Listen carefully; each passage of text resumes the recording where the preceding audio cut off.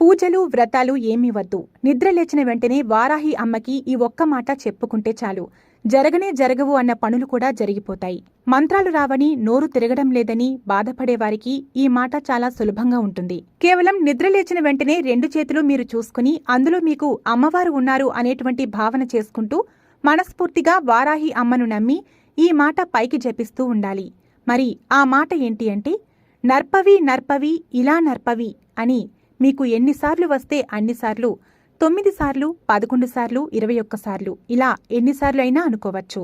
ఈ మాటను కనుక మీరు జపించినట్లయితే ఒక మ్యాజికల్ వర్డ్ లాగా ఈ మంత్రం మీకు పనిచేస్తుంది.